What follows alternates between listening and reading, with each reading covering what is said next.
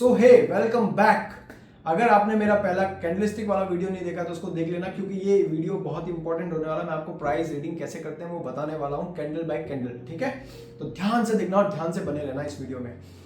और ये देखो, यहाँ पे मैंने एक चार्ट लिया है, ठीक है। आप कोई भी चार्ट ले सकते हैं, हर एक टाइप के इंडेक्स स्टॉक्स में ये काम करता है, ठीक है। अब यहाँ से प्राइस पहले खुला, मार्केट नीचे आया, ठीक है। फिर प्राइस ऊपर गया, इस कैंडल ने एंगल्फ किया, तो यहाँ एंगल्फिंग पे एक स्कैल्पिंग हो सकती थी, क्योंकि यहाँ पे जो सेलर आए थे बायर ने तुरंत डोमिनेट किया। फिर से मैं इसको हटा के दिखाता हूँ। जब यहाँ पे सेलर्स आए थे तो ये बायर की कैंडल थी, तुरंत यहाँ पे डोमिनेट किया। यहाँ पे एक स्कैल्पिंग हो सकती थी प्राइस एक्शन के हिसाब से। तो यहाँ पे जब स्कैल्पिंग होती तो प्राइस ऊपर चला गया, ठीक है। यहाँ से प्राइस फॉल किया, this is a very important level, क्योंकि प्राइस यहाँ पे फॉल किया है इस लेवल से। तो मैं इसको यहाँ पर मार्क कर लेता हूँ इस तरीके से, ठीक है।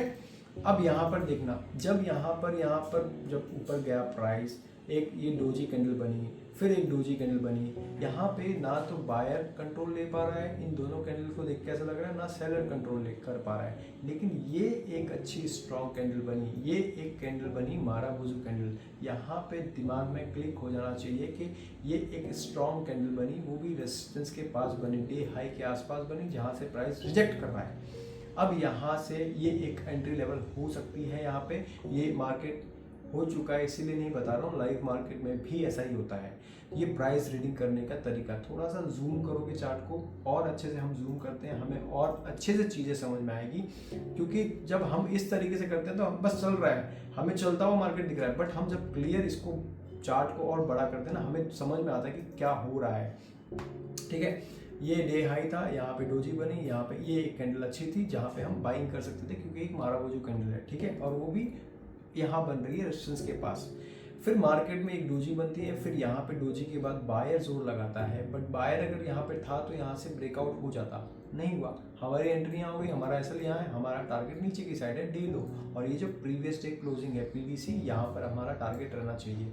और जब आपके फेवर में टारगेट चल रहा है तो आप उसको होल्ड करते चलो टिल टारगेट से पहले नहीं निकलूंगा तो नहीं निकलूंगा, कसम खा लो, ठीक है। उसके बाद में यहाँ पर जब आप देखेंगे, बायर अगर यहाँ पे था तो बायर ब्रेकआउट करके जा चुका होता, लेकिन बायर यहाँ पे था नहीं, क्योंकि ये इस यहाँ पे ट्रैप करके नीचे आ गया, राइट। नीचे आने के बाद क्या हुआ, वापस देखो तुरंत सेलिंग आ गई। जैसे यहाँ पे क्या था, जैसे यहाँ पे सेलिंग के बाद बाइंग आई, मार्केट ऊपर गया, यहाँ पे मार्केट ऊपर जा रहा था, फिर सेलिंग आ गई। मतलब यहाँ पे ये बना बियरिश एंगल्फिंग। ये बियरिश एंगल्फिंग कहाँ बन रहा है, एक डे हाई के आसपास बन रहा है, ट्रैपिंग हो चुका है, रिजेक्ट भी ले चुका है और यहाँ पर बना रहा है। तो यहाँ पर बिना सोचे समझे जब ये सिनेरियो बनता है, हमें ज़्यादा नहीं सोचना होता, over thinking kills good trades, ठीक है। तो यहाँ पर हमें एंट्री लेनी होती है, एंट्री ले सकते थे यहाँ पे, जिसने यहाँ पे एंट्री नहीं ली, राइट। अब प्राइस एक्शन पढ़ो, ठीक है। अब यहाँ पर क्या हुआ, वापस बायर आया, जोर लगाया, लेकिन देखो उसी लेवल के हाई पे भी नहीं गया मार्केट, और यहाँ से सीधा प्राइस नीचे आ गया।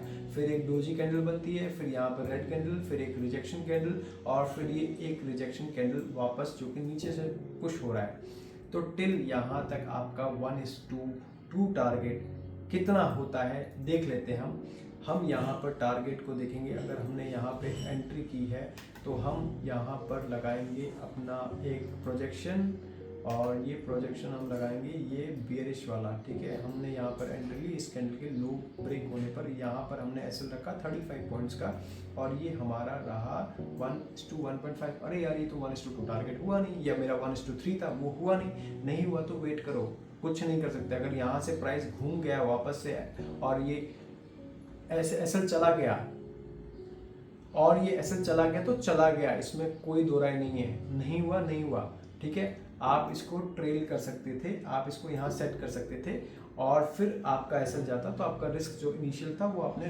प्रोटेक्ट किया अपने कैपिटल को। That is a smart way, right, ठीक है। नहीं हुआ तो आप यहाँ पे कट नहीं कर सकते। बहुत लोग मिस्टेक यही करते हैं कि बीच में कट करते हैं, टारगेट तक पहुँचने नहीं देते, वो दिक्कत होती है वहाँ पे, ठीक है। फिर यहाँ पे हमने देखा प्राइस यहाँ से पुश हुआ।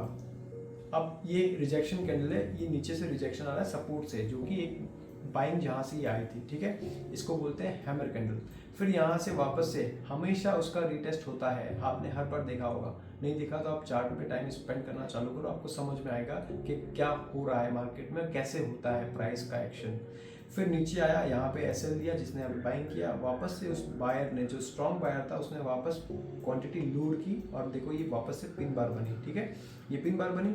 फिर वापस बायर ऊपर गया लेकिन सेलर ने वापस जोर लगाया। फिर देखो जोर लगाने के बाद ये दो डोजी कैंडल जो कि फाइटिंग कैंडल थी, अब सेलर बोलता है नीचे लेके जाऊंगा, बायर बोलता है ऊपर लेके जाऊंगा, अब जीतेगा कौन वो आगे पता चलता है। ये एक अच्छी बॉडी वाली कैंडल है, स्टिल छोटी कैंडल है, ये एक स्ट्रॉन्ग कैंडल है, थोड़ी माराबूजू टाइप की कैंडल है, माराबूजू टाइप की कैंडल नहीं, वो माराबूजू की कैंडल है। उसके बाद में प्राइस पुल बैक लेता है और ऊपर की साइड में चला जाता है। इस तरीके से क्या आप प्राइस रीड कर रहे थे? नहीं कर रहे थे तो ये करना चालू कर दो, इसको हैबिट में ले आओ, मैक्सिमम चार्ट्स देखो, ज़्यादा से ज़्यादा चार्ट्स देखो, फिर आपको चीज़ें समझ में आएंगी, आपको वो समझ में आएगा लाइव मार्केट में कैसे कैंडल बन रही है, कब एंट्री लेनी है, कब रुकना है, कब नहीं लेना, ठीक है। ये वे है जो शानदार वे मैंने आपको बताया। I am chart buddy, I am not a SEBI registered, do your own analysis and risk your own. अगर आपने चार्ट बडी को सब्सक्राइब नहीं किया है तो सब्सक्राइब कर लें और लाइक कर लें, नोटिफिकेशन बेल आइकन को भी प्रेस कर लें ताकि कोई भी वीडियो मिस ना हो। Thanks for watching.